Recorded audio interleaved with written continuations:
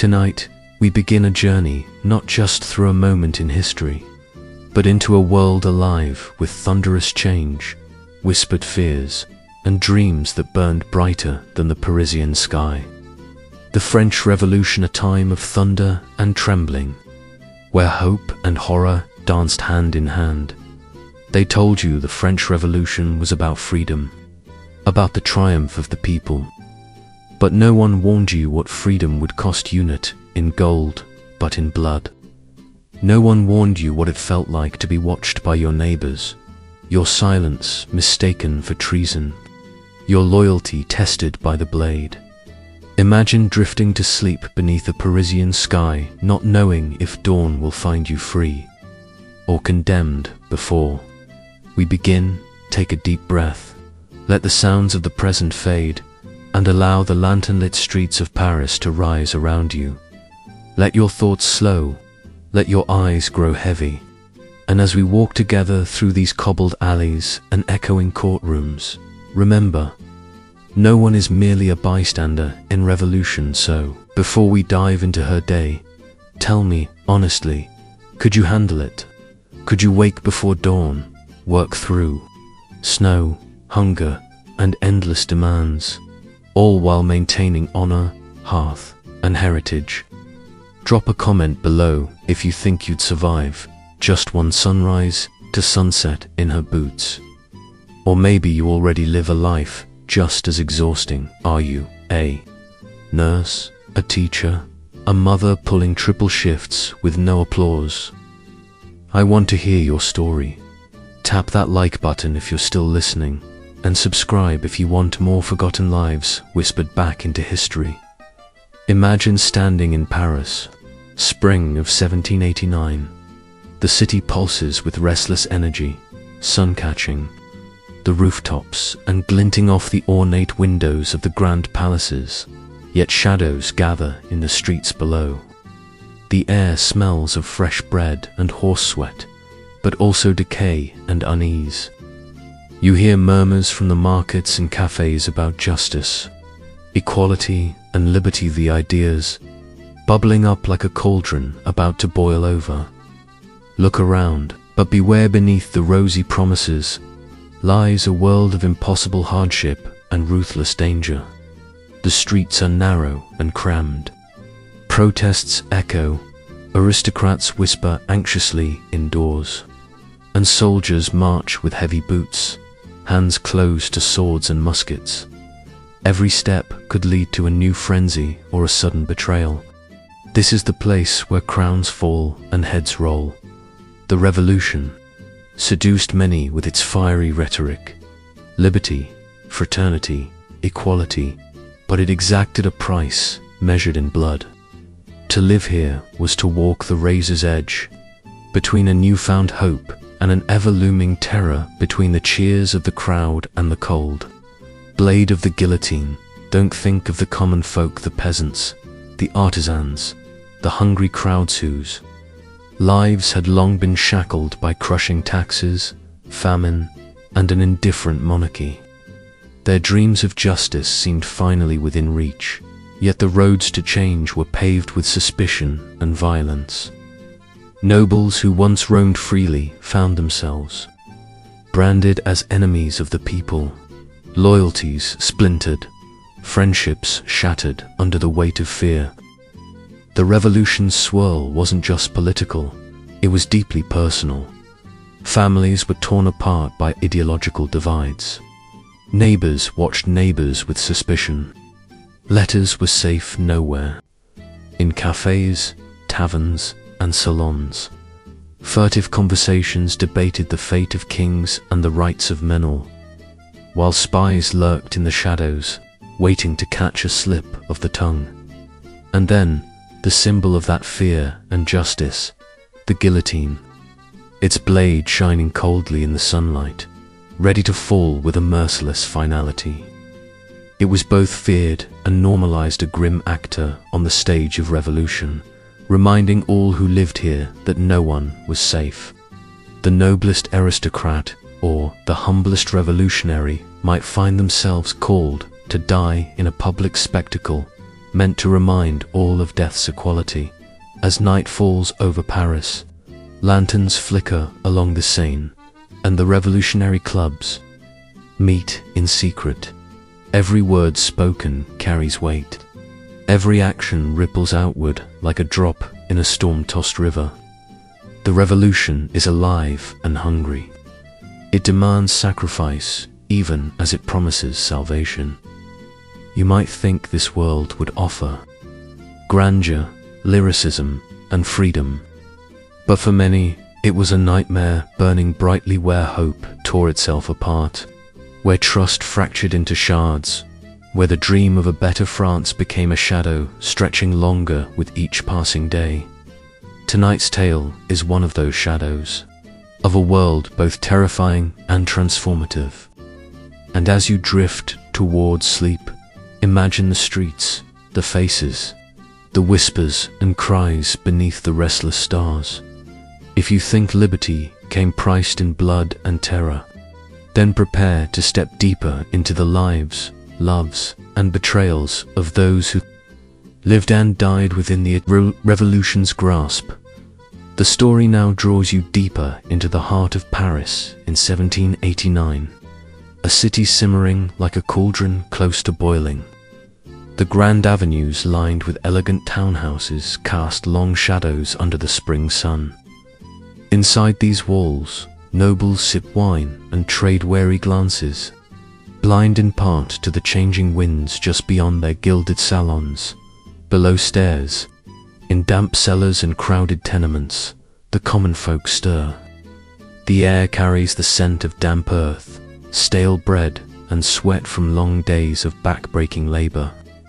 Men and women crowd into cramped rooms, whispering of debts that grow like wild weeds and of hunger that gnaws unceasingly. The estate has been convened, a political gathering of an old order, feeling the strain of its own rigidity. Representatives from the clergy, the nobility, and the Third Estate meet in Versailles, a palace of grandeur and pomp that seems to mock the suffering. Outside its golden gates, talks drag on, tempers flare, and promises of reform feel closer to a dream than a coming reality. But the Third Estate, representing the common people, grows impatient. Their calls for equal representation, for a voice in their own destiny, echo like distant rumblings of thunder. They form the National Assembly, a bold step that sends shockwaves through royal corridors and church offices alike. The old structures, the ancien regime, shudder and shift in the city. Pamphlets scroll the streets with words that inflame and inspire. Liberty, fraternity, equality, equality.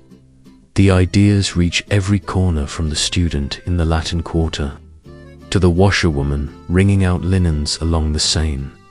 Coffee houses, taverns, and marketplaces buzz with revolutionary fervor, but also fear. Who will be next to choose sides? Who will betray whom? Among the crowd, you glimpse characters who live and breathe this moment. The fervent young journalist who prints fiery tracts in the dead of night, the noblewoman torn between duty and empathy, the artisan whose hands callous as he carves slogans into wooden signs, the soldier patrolling the streets with resolve but also doubt. Each carries a story tangled with hope and peril. Yet the city's seams are stretched thin. Food prices soar, and unrest grows louder. Riots break out over bread, and the cry for justice becomes a call to arms. The king's power, once absolute, begins to feel fragile. His courtiers advise caution, but the people on the streets demand change by any means necessary. Among those courtiers is an aging advisor who watches the unrest with growing alarm. His voice trembles as he warns the king.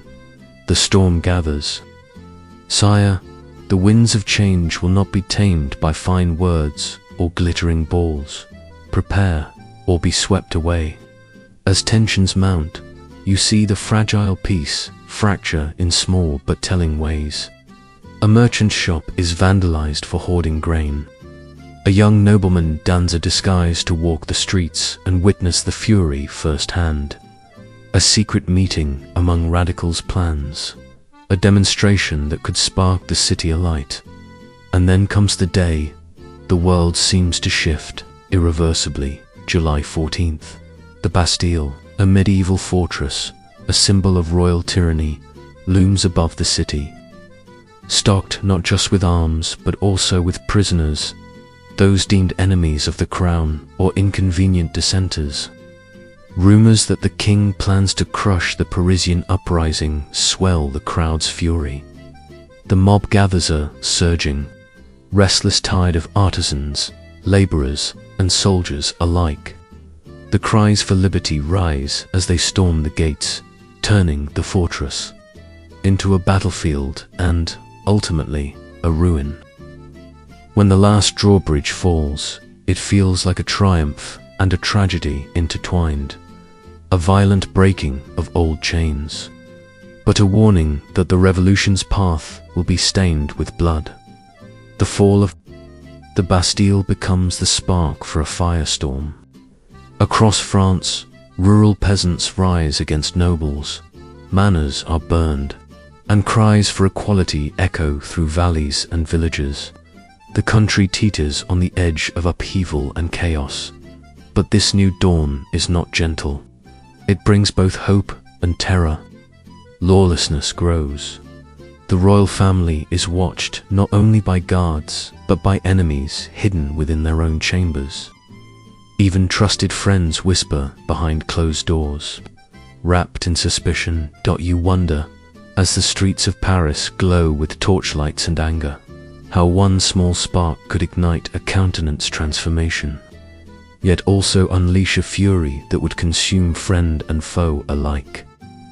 Before you slip into imagined dreams, take a deep breath and hear the whispered voices calling out from the shadows, voices of women who have lost sons to the guillotine, of priests torn between loyalty and rebellion, of fathers who can no longer feed their children. The French Revolution is not just a saga of kings and generals. It is the story of countless lives caught in its turbulent wake. Lives tipped from hope to horror in a heartbeat. The night beckons you onward, but beware, what seems a fight for justice can quickly become a descent into darkness as the warmth of early summer spreads softly over Paris in 1789.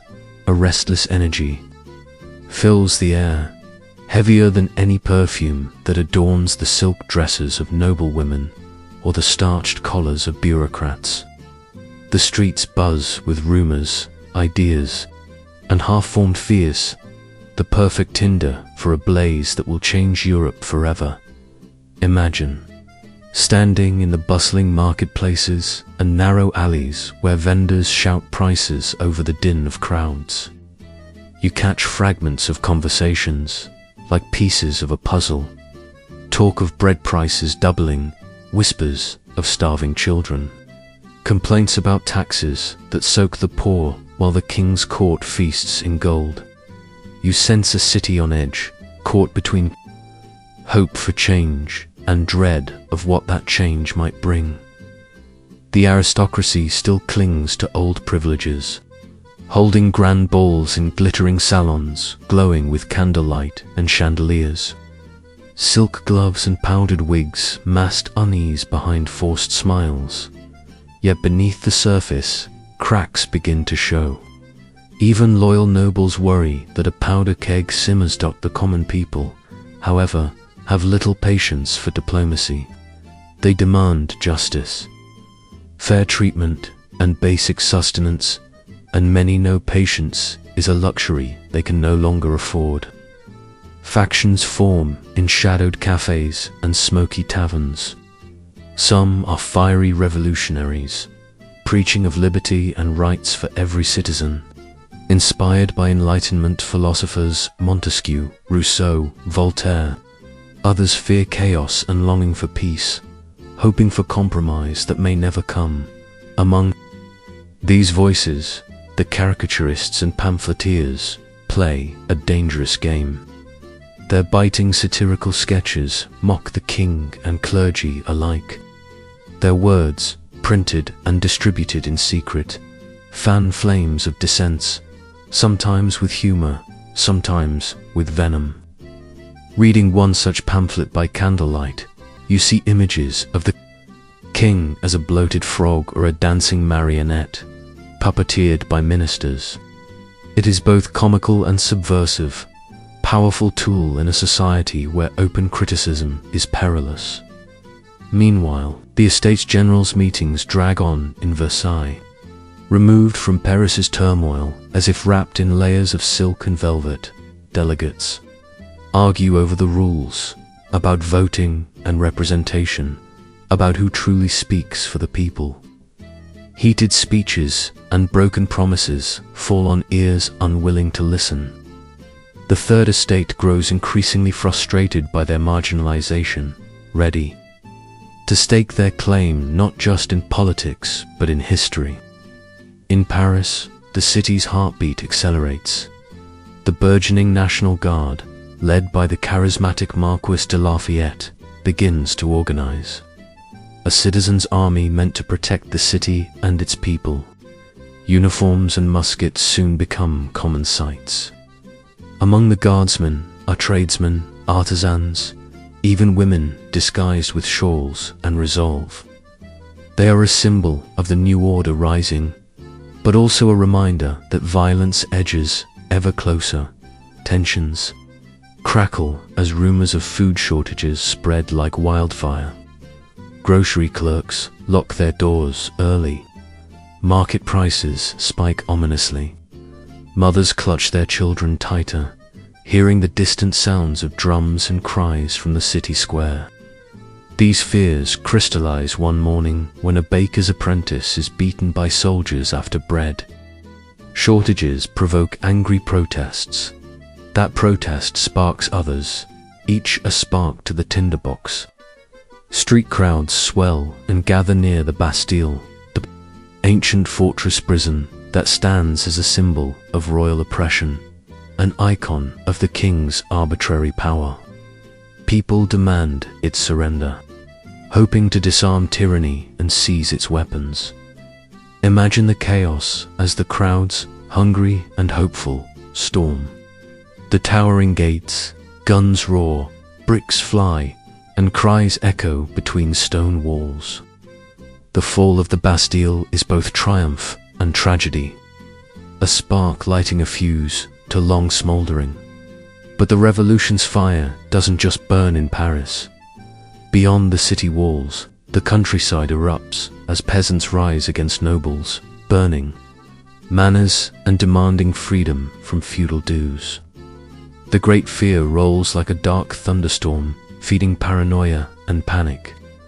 Nobles flee or fortify their estates, while peasants wield pitchforks and torches, seeking both justice and vengeance. In the city, political factions multiply and splinter. The Jacobin call for radical change. The Girondins push for moderation. The fear of foreign invasion from monarchs opposing the revolution adds urgency and hysteria to every decision. The king's authority weakens with each passing day. Caught between his desire to maintain power and the tides of change eroding his throne. Amid this turmoil, everyday lives twist between hope and horror. Families divide over loyalties. Friendships fracture under political strain. Whispers of betrayal stir mistrust even in homes. Fear permeates night as much as day. The guillotine looming in the Place de la Révolution like a grim spectre, a reminder that no one, not even revolutionaries themselves, are safe from its blade. Yet, within this storm, seeds of modern democracy are planted. The idea that people have rights worth fighting and dying for takes hold beyond shouting voices and barricades. The echo of liberty's promise reaches into every heart willing to listen. Alongside the shadow of terror marking those unwilling or slow to change. As the sun sets over a city transformed by its own passions, the streets glow with lantern light and cautious whispers. Friends part under veils of secrecy. Enemies plot beneath gathering clouds. The revolution has only just begun, and the paths ahead are as fraught with peril as they are with possibility. If you thought the fall of the Bastille was the revolution's climax, prepare to see how the dream takes shape in the chaos, how heroes rise and fall, how the price of change is measured in blood and loss, in triumph and terror, as the smoke from the fall of the Bastille drifts slowly away under a sky uncertain and heavy with hope. France begins its tentative first steps toward a new order. The monarchy's ancient grip weakens. An unknown future beckons with both the light of possibility and the darkness of peril. The year is 1790, and Paris is a city transformed, teeming with a restless energy that hums beneath the clang of church bells and revolutionary songs. Streets, once ruled by royal decree, now echo the proclamations of liberty, equality, and fraternity. The tricolour flag flutters above former royal palaces, symbols of a radical rebirth. But beneath this hopeful banner lies a world struggling to redefine itself. The National Assembly works feverishly to dismantle the old feudal privileges and rewrite laws that once bound millions in servitude. Nobles flee, clergy are stripped of power. The rich and poor alike grasp for their place in the emerging republic.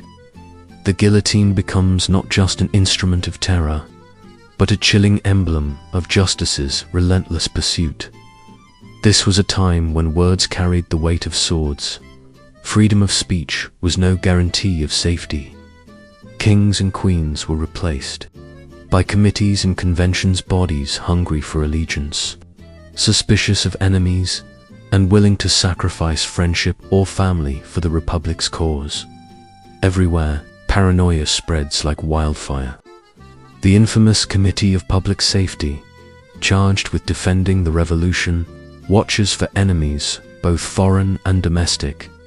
Lists of suspects grow longer by the day.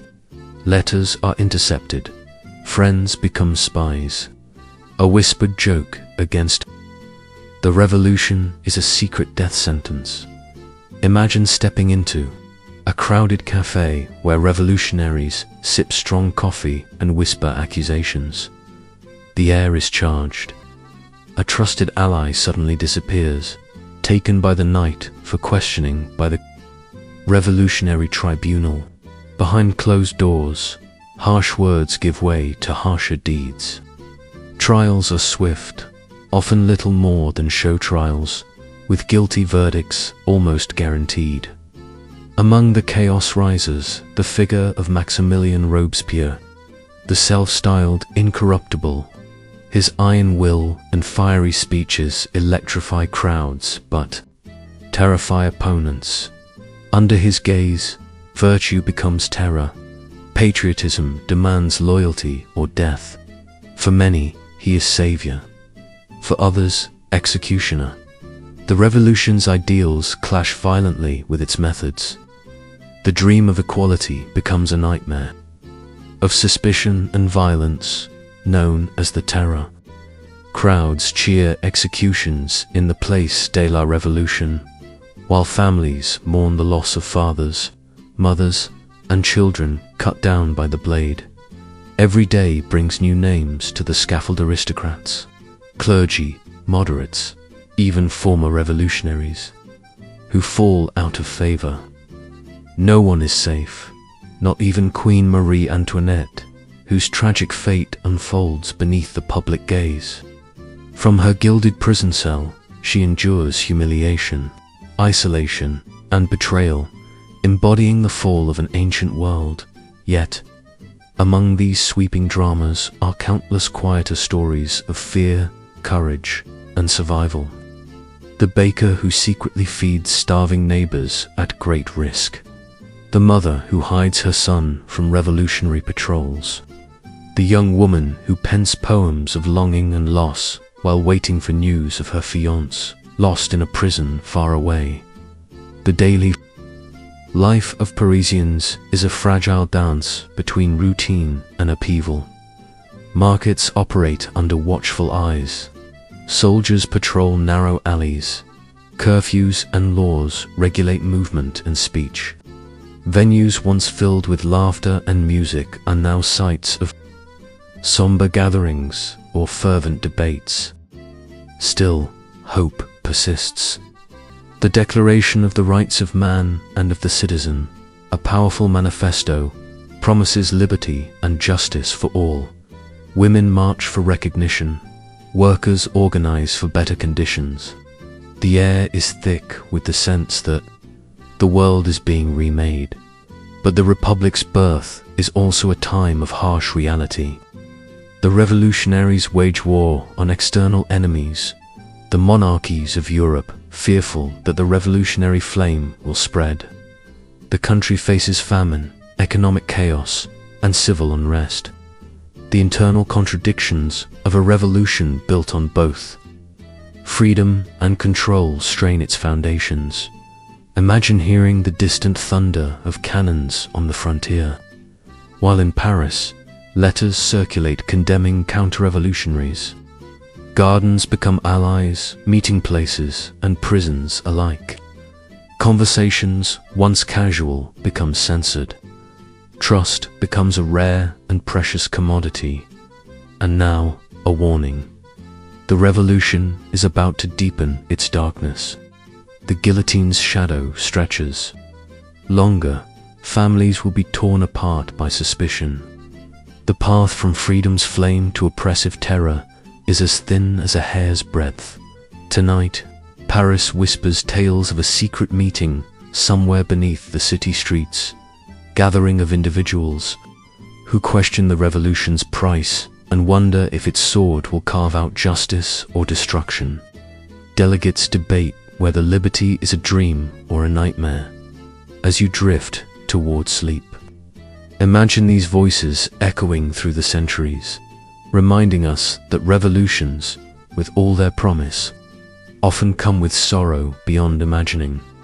As the fragile light of early morning filters through Parisian windows, some cracked, some adorned with shutters, long neglected, the city wakes to an unsettling silence. The cheerful songs of revolution have given way to whispers of paranoia and the heavy drumbeat of fear. The French Republic, still newborn and trembling, faces the daunting shadow of the terror. You find yourself once again on the streets, yet they no longer teem with hopeful crowds. Instead, a somber quiet prevails, punctuated only by the distant clang of a heavy iron gate or hurried footsteps vanishing around a corner. The guillotine, that grim symbol of revolution's dark promise, stands more prominently now in the public square. Its blade, ever gleaming and precise, reminds all who see it that justice here is swift, unforgiving, and blind to favor. In the days and months since the Republic's birth, fear has seeped into every corner of life. Neighbors watch neighbors. Friends hesitate before speaking freely. The rumbling of accusations rolls like distant thunder from the Committee of Public Safety, where the fate of thousands is sealed in secret meetings and whispered decisions. Imagine hearing names called out in the dead of night friends' family. Former Alex summoned to answer charges without trial, swept away to prisons thick with dread. The revolutionary tribunals dispense justice not with calm deliberations, but with lightning speed, guilt followed by the inevitable fall of the blade. Today, perhaps that fate will be yours. Maximilien, Robespierre, once the voice of incorruptible virtue, looms large over this grim chapter. His fiery conviction transformed into a hardened resolve to root out enemies of the revolution. What started as a campaign for purity and justice became a relentless hunt for traitors, fueled by paranoia and political rivalry. His speeches, laced with sanctimonious fervor, stir crowds to fever pitch, sometimes hope, often terror. You walk past the crowded prisons where the condemned await their turn under the shadow of the scaffold. From behind barred windows echo cries of despair, prayers whispered with trembling voices, and the occasional stifled sobs of those clinging to fading hope. Families gathered outside sob in silent anguish, powerless against the momentum that careens forward like an unstoppable tide. In cafes and salons once brimming with debate, conversations have folded beneath fear's weight. A merchant nervously fingers a coin purse, wary that his outspoken cousin's radical views might eventually threaten them both. A seamstress stops mid-sentence as a knock rattles the door. A soldier in uniform steps in, his eyes cold, bearing summons that might tear a family apart. The revolution's justice knows no mercy. Among the throng, you glimpse the complex faces of revolutionaries turned victims. The Jacobin, once the driving force for change, fracture as suspicion corrodes their ranks. Former friends, once comrades. In struggle, trade veiled threats and accusations, each fearing the other might be the next condemned. The prisons swell, the executions multiply, and sanity frays.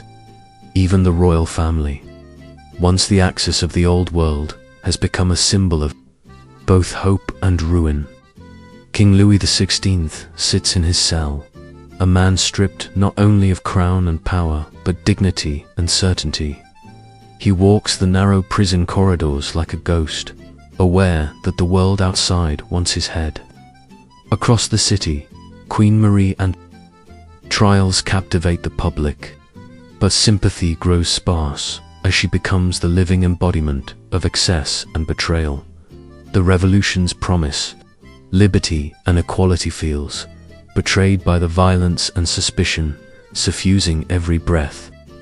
Children overhear whispered charges, mothers clutch their infants tighter, unspoken prayers escaping their lips. The very idea of justice bends beneath the weight of the terror's machinery. Yet, amid this darkness, bravery flickers like a candle.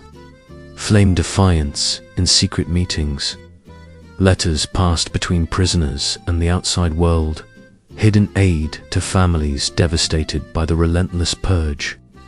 You sense that not everyone submits quietly to the terror's all-consuming force.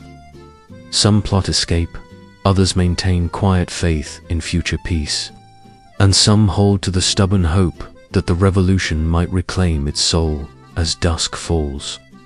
The city is bathed in an eerie orange glow, mist curling along the Seine and seeping into alleys where whispers grow louder. A new report surfaces names of citizens accused of conspiracy, counter-revolution, or mere suspicion.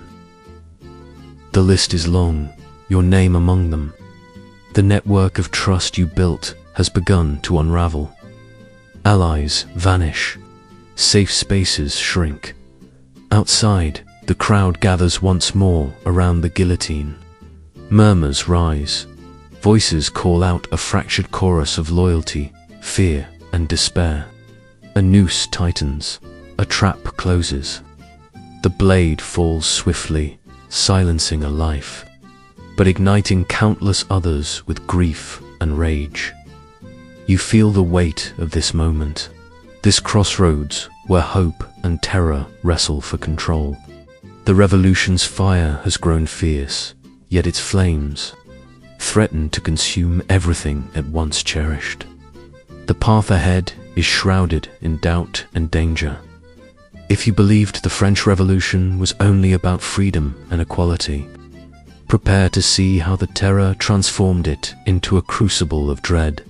As dawn breaks over the restless city of Paris, a heavy silence clings to the Iran's uneasy calm. that echoes whispers of dread and betrayal. The revolution, once heralded as the dawn of liberty and justice, now moves with a merciless hand. The age of terror has taken hold, and the once bright flame of hope flickers beneath the shadow of fear. You find yourself walking along the Place de la Révolution, where the guillotine now dominates the square like a grim altar. Its blade, gleaming, unyielding, has become the revolution's symbol. Swift but unforgiving justice, where mercy is scarce and suspicion breeds death. Crowds gather daily to witness the fall of heads once noble and now condemned. Their fates decided by swift trial and immediate sentence. The streets hum with tension. Citizens whisper about lost loved ones, monstrous plots, and secret committees. The Committee of Public Safety, led by Maximilien Robespierre, holds the reins of power, believed both as the savior of the revolution and the architect of its darkest hours. His vision of a republic of virtue demands purity and unwavering loyalty, but in practice, it means the eyes of the revolution are everywhere, watching, waiting for dissent to snuff out. Imagine the fearful glances exchanged in cramped apartments and bustling cafes, where the mere mention of Robespierre's name brings a chill. Friends turn into informers, letters are seized, conversations are monitored. No one is safe, not peasants nor princes, clergy nor commoners. Robespierre, once admired for his moral rigor and eloquence, has become the personification of the terror.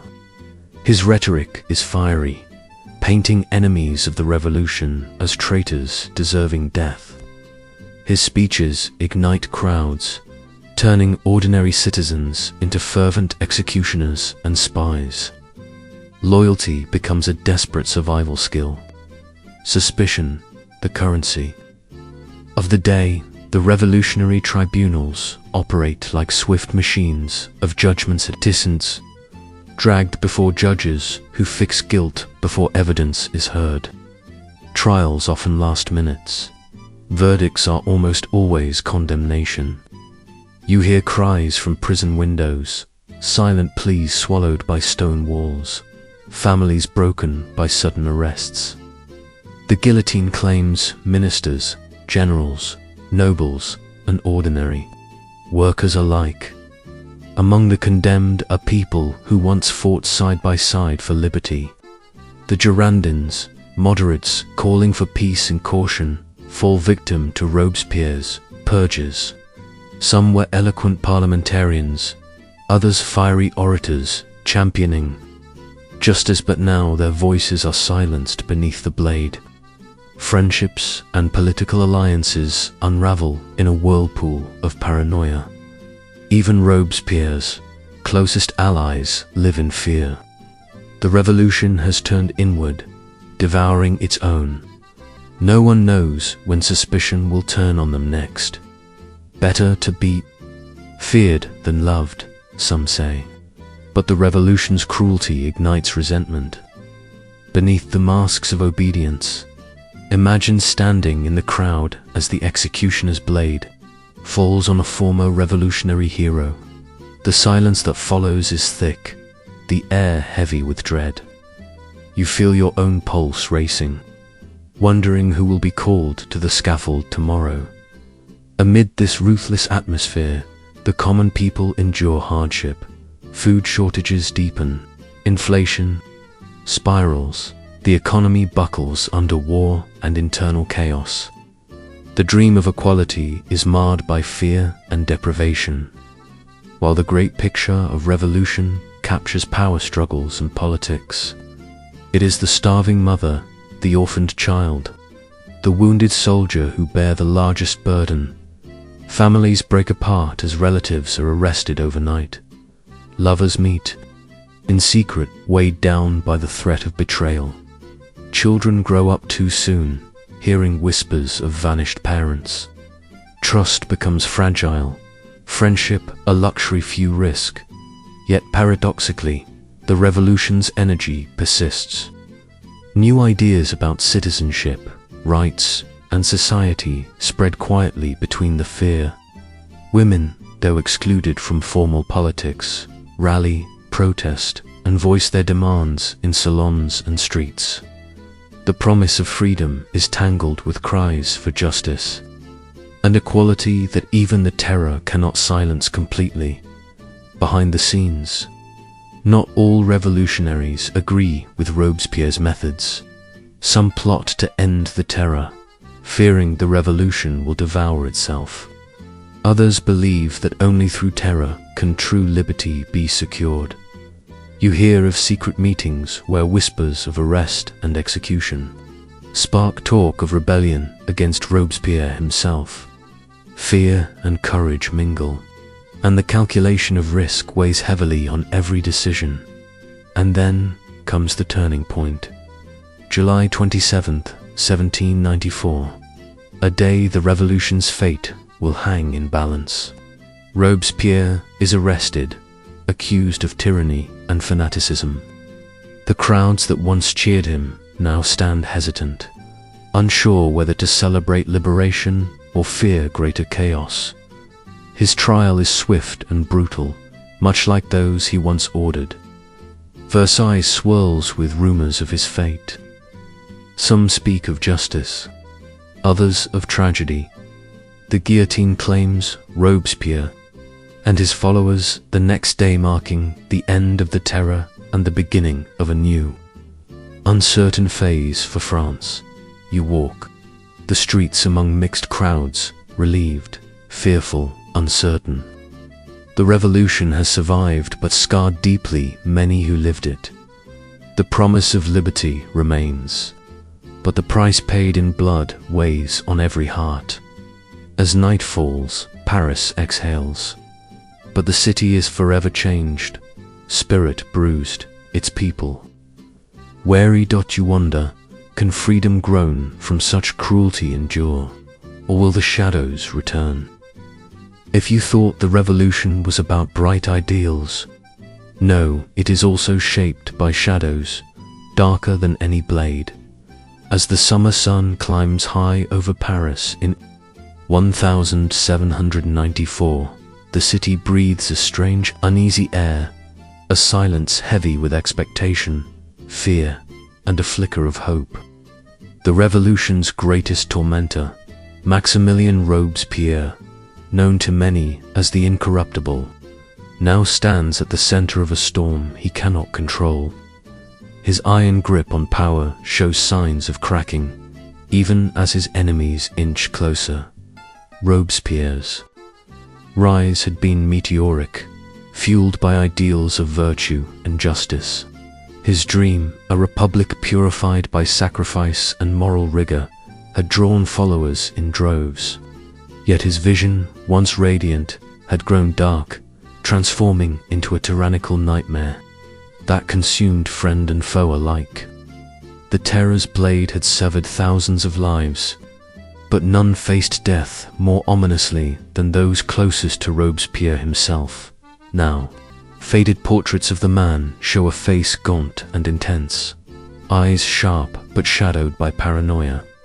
Heavy days and endless executions have worn thin even his staunchest supporters. The very public that once hailed him with thunderous applause now whispers doubts in hushed tones. Among the streets, conversations turn cautiously. The mood is no longer joyful or hopeful, but trembling on the edge. Robespierre's enemies, both real and imagined, grow bold. Within the National Convention, a subtle but relentless opposition gathers momentum. Voices rise, accusing him not of defending the revolution, but of betraying it, turning the republic into a dictatorship, masquerading as devotion. Allies grow wary, and even those who once worshipped his unwavering dedication begin to question. Has the revolutionary flame become a raging inferno? The chilling fate of Camille Desmoulins, a close friend and journalist once admired for his eloquence and revolutionary zeal, underscored this shift. Once a vibrant voice advocating for liberty, His calls for clemency and moderation were met, not with gratitude but with silence, then condemnation. His execution symbolized the revolution devouring its own children. On July 27th, known as the 9th of Thermidor by the revolutionary calendar, a decisive moment arrives. The convention convenes in a charged atmosphere, suffused with anticipation and dread. Robespierre takes to the podium, his voice resonant but strained. He speaks of enemies lurking within, conspiracies seeking to tear down the Republic. His accusations grow sweeping, his paranoia visible. He names names but no longer commands the unshakable loyalty he once did. The session turns hostile as fellow deputies openly defy him. Words fly like daggers, betrayals, power plays, and fears intermingled in rapid-fire speeches. The man once seen as the revolution's moral compass now appears isolated, trapped by the consequences of his own unyielding dogma. That evening, Robespierre and his closest allies are arrested. Chanting crowds and revolutionary guards descend on his lodgings. His arrest marks the beginning of the end, not only for Robespierre, but for the terror itself. The once untouchable architect of justice now becomes a prisoner of the forces he unleashed. His trial unfolds quickly, more a spectacle than a fair hearing. The charges, tyranny, dictatorship, and crimes against the revolution. The public, fatigued and fearful, watches as the man who preached virtue is condemned. The irony hangs thick. In the air, the incorruptible, now corrupted by power and fear, is sentenced to the very blade he helped wield. The next day, July 28, 1794, Robespierre meets his fate at the guillotine. As his head falls, a collective exhale ripples through Paris, relief, fear, and uncertainty all tangled together. The reign of terror, that grim era of merciless purges and paranoia, has ended, but its scars run deep. In the immediate aftermath, the city struggles to process this new reality. With Robespierre's fall, retribution takes a sudden pause. Prison doors open, and the crowded cells begin to empty, though many survivors carry wounds far beyond their bodies. Former radicals cautiously return to politics, while moderates seize the moment to reclaim control. Yet peace feels fragile, a delicate glass about to shatter again. The revolution's ideals remain potent but battered, clouded by violence and betrayal. Citizens walk the streets with weary eyes, trying to rebuild lives torn apart, to trust neighbors once more, and to imagine a France beyond fear. For many, Robespierre's death marks a turning point. The revolution moves from radical upheaval to a tentative stabilizing phase. The Directory rises, a new government seeking order but struggling with the legacies left behind. The monarchy is abolished, but the Republic's future is uncertain, teetering on the edge of chaos and hope. Elsewhere, those who survived the terror bear the weight of memory like a silent burden. Families mourn lost kin, revolutionary heroes lie forgotten or maligned, and the streets whisper stories of those who vanished in the night. The guillotine, once a symbol of justice, stands as a haunting reminder of humanity's capacity for both cruelty and idealism. Amid the shifting tides, you can still hear echoes of the voices that shaped this era, the philosophers who imagined freedom, the women and men who dared to dream of equality, and the countless anonymous souls caught in history's storm. Their dreams were real but fragile, their hopes surrounded by sacrifice. As night falls on Paris, the city's lights flicker softly, and the Seine flows silently beneath bridges that bear the weight of centuries. You feel the pulse of a city that has been both cradle and crucible of revolution. The streets hold their breath, waiting to see if liberty can emerge from the ashes of terror. If you thought the revolution was a clear path from darkness to light, prepare to see how its aftermath is just as complex, fraught with struggles between justice and mercy, order and chaos. As the guillotine's shadow recedes from the place de la Revolution, a tense silence settles over Paris. The city exhales cautiously, as if waking from a fevered dream. The man who once ruled with an iron will, Robespierre, is gone, and along with him, the terror's relentless grip loosens, but the scars remain, deep and raw beneath the surface. You find yourself wandering the uneven cobblestones of a city where whispers now carry with different weight. The streets no longer overflow with crowds eager for blood, yet mistrust simmers beneath polite nods and market chatter. Those who survived. The terror moved gingerly, wary of hidden enemies disguised as friends. The National Convention, once the revolution's stormy heart, has fractured. Its radicals are gone or silenced, and moderates jockey for power, wary of crushing the fragile republic they helped create.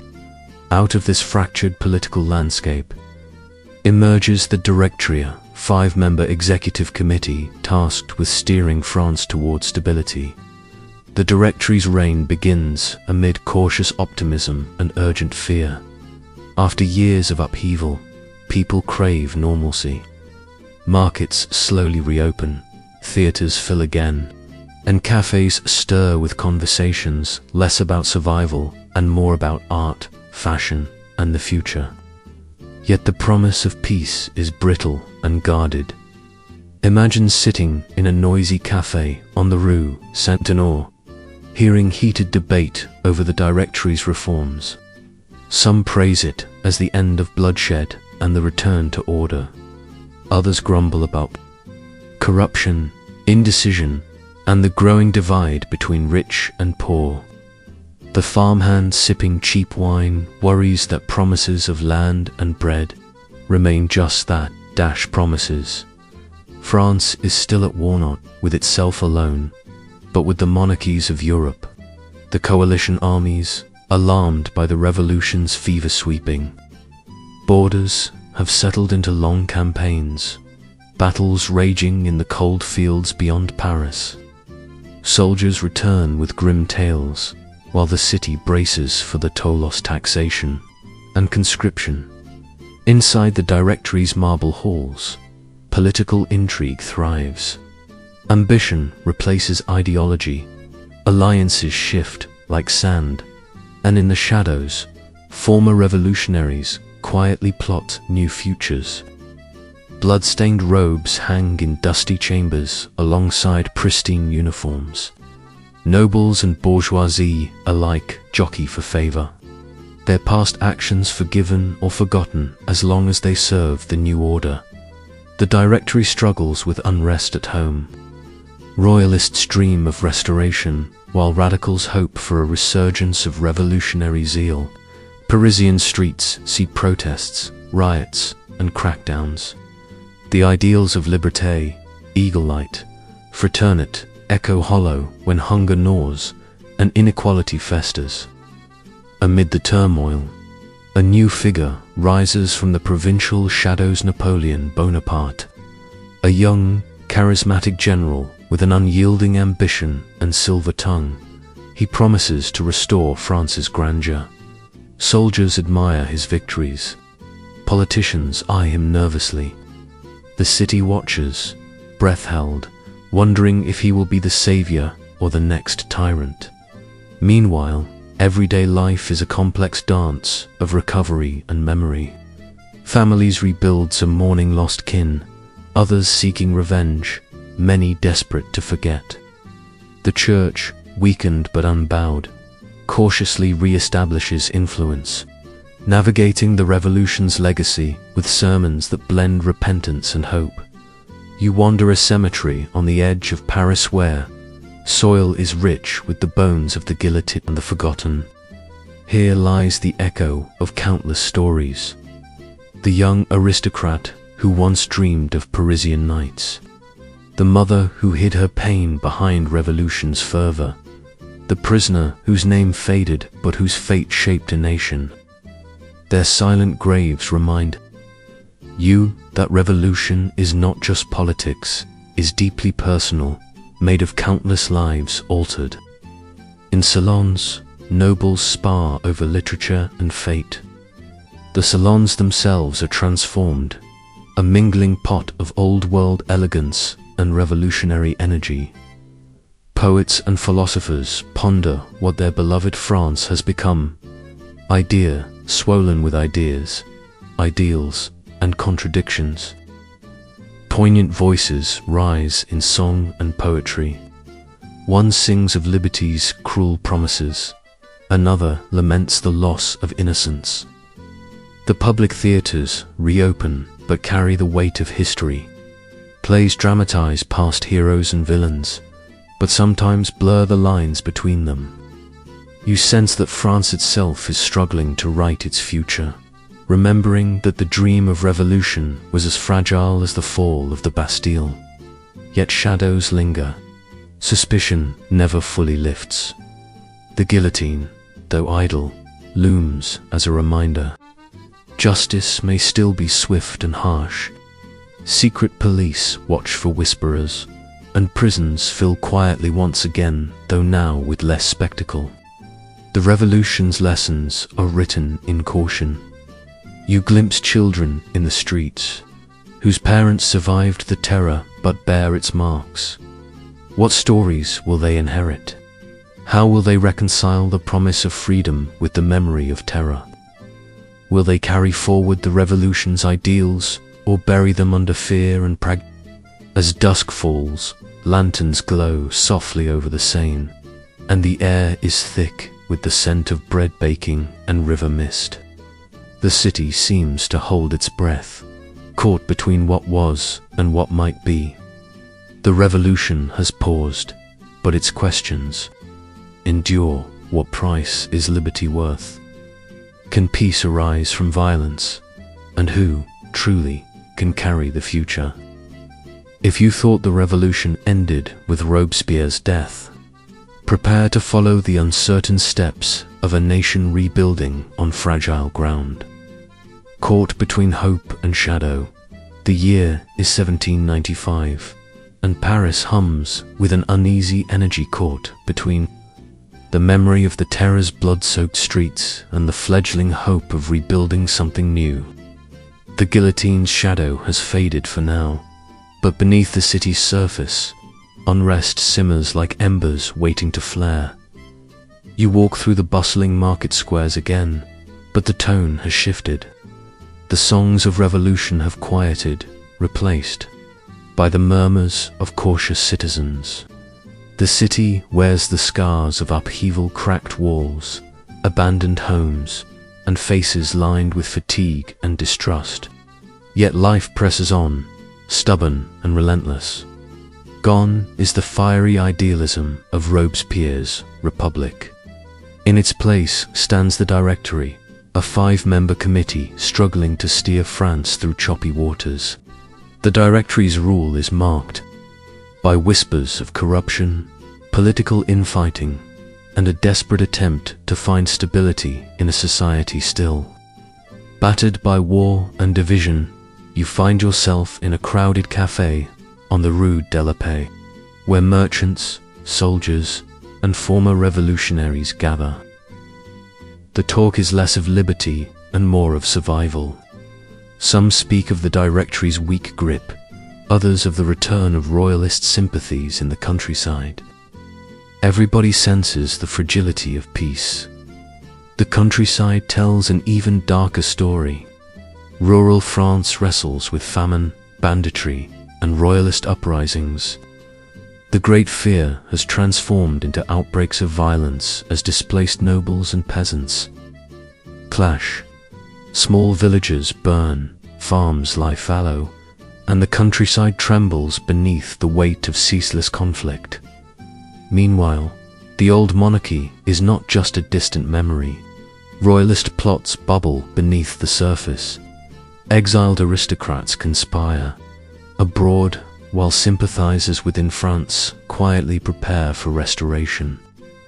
The Directory's secret police crack down fiercely, but their methods breed fear and resentment rather than loyalty. Across Europe, monarchies watch France with hostile eyes. The coalition of allied powers, Austria, Prussia, Britain, and others remain, determined to crush the revolutionary spirit before it spreads. French armies fight bitter wars on multiple fronts, stretching resources thin as soldiers return home physically and mentally broken. Into this chaotic scene steps a figure wrapped in promise and peril: Napoleon Bonaparte. A young Corsican general with a keen mind, magnetic charisma, and unrelenting ambition. Napoleon's rise captures the imaginations and hopes of a war-weary nation. His victories in Italy and elsewhere bring whispers that perhaps France's salvation lies in his hands, war firmly under his boot. You catch a glimpse of Napoleon at a bustling military camp near Marseille. His keen eyes surveyed the troops, and his presence inspires both loyalty and danger. Soldiers cheer his name, while politicians watch his moves warily. He is both the hero of the hour and a storm gathering on the horizon. Daily life in Paris is a tapestry of contradictions. Theaters reopen with lively performances, but social gatherings are tinged with anxiety. Street vendors hawk their wares beneath the watchful gaze of armed patrols. The church reasserts influence, though many Parisians remain skeptical of its sudden kindness after years of repression. You overhear conversations about the right to vote, new constitutions, and the unresolved question of who truly belongs to the Republic. Women continue to press for recognition, but political power remains stubbornly male. The ideals of liberté, eaglite, fraternite feel both distant dream and rallying cry, shifting with every political storm. The economic situation remains grim. Inflation bites hard, unemployment threatens the urban poor, and the wealthy tighten their grip on resources. Bread lines lengthen, and riots flare sporadically. The Directory enforces order with a mix of repression and reform, but neither seems enough to reconcile the fractures left by years of revolution. You follow a group of artisans, weaving banners for an upcoming festival. Their hands are skilled, their voices low. They talk about the revolution's promises and losses, about friends lost to the guillotine, families torn apart, and a future still uncertain. Their banner will bear the tricolor, but their eyes betray both hope and weariness. Yet in the shadows, darker currents swirl. Secret societies form, Jacobin in hiding, royalists plotting returns, and opportunists ready to pounce on instability. Espionage, blackmail, and political violence remain bywords of the age. Trust is fragile. Alliances shift like sands. The Directory's ministers squabble in candlelit halls, debating how best to preserve the Republic amid mounting challenges. Their inability to restore lasting peace or prosperity breeds contempt and suspicion. Corruption scandals taint their reputation, feeding rumors and unrest. Amid all this, ordinary Parisians try to find moments of normalcy. Children play in fountains. Market women barter with practiced ease. Lovers steal kisses behind shutters. Faith injured despite upheaval. Prayers rise in all churches as often as new posters appear on walls. You pause outside a jazzed-up cafe where musicians play new airs, blending revolutionary songs with folk melodies. The music is hopeful, defiant, a fragile thread holding the city's heart together. Around you, people listen and dance, trying to forget for a moment the weight of history pressing down. But the future remains uncertain. Napoleon's star ascends, promising order and glory, while old ghosts linger. The revolution's wounds are raw, its lessons bitter. France stands at a crossroads between peace and chaos, tyranny and liberty, past and future. As night falls, lanterns flicker on the Seine, and the city settles into uneasy silence. Dreams of revolution and stability weave through the streets. Like restless spirits, you wonder how this fragile republic will endure, if the ideals that sparked the fire will survive the flame's destruction. If you thought the revolution had reached its end, prepare to see how its echoes ripple on, feeding the rise of empires, shaping modern ideas, and leaving marks that endure in the hearts of nations.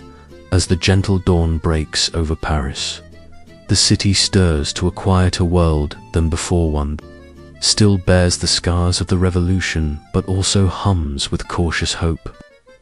The guillotine, once the revolution's relentless metronome, now stands silent, its blade resting as France attempts to piece itself back together amid uncertainty and promise.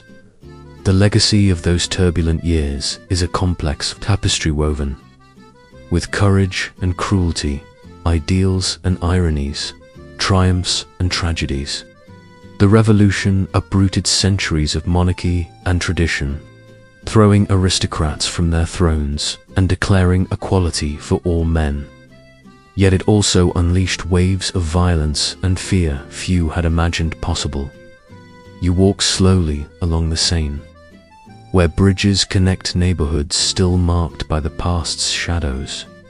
Statues smile down, many erected long after the revolution, honoring its heroes while also provoking controversy.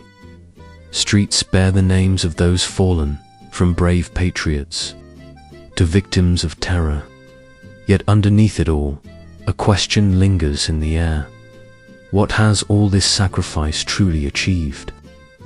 Amid the ruins of the old order, a new figure rises: Napoleon Bonaparte, a man of sharp intellect and indomitable will. His career begins humbly on a distant island, but soon his brilliant victories restore national pride to a battered France. Soldiers cheer as he marches through the streets, promising stability, order, and glory. But his ascent marks a new chapter, one where the dreams of a republic give way to the ambitions of an empire. Napoleon's reign is a paradox. He crowns himself emperor, sending a clear message that power no longer rests on divine right, but on human will. At the same time, he codifies many revolutionary ideals into law. The Napoleonic Code guarantees equality before the law, protects property, and restructures the French legal system, influencing nations far beyond Europe. Yet, behind the grandeur and military brilliance lies authoritarianism. The freedoms fought for in the revolution are curtailed as Napoleon consolidates control, press censored, opponents silenced, and war waged endlessly across the continent. The revolution's promise of liberty is often overshadowed by empire's demands.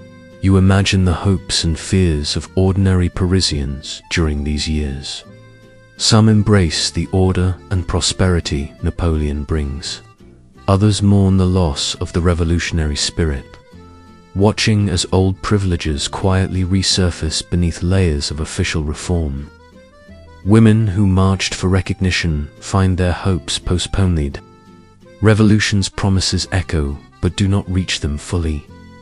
Beyond politics, the social fabric of France reshapes slowly.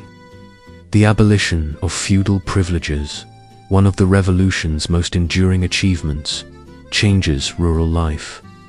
Peasants gain rights, freedom from eternity-bound obligations, and a voice they rarely had before.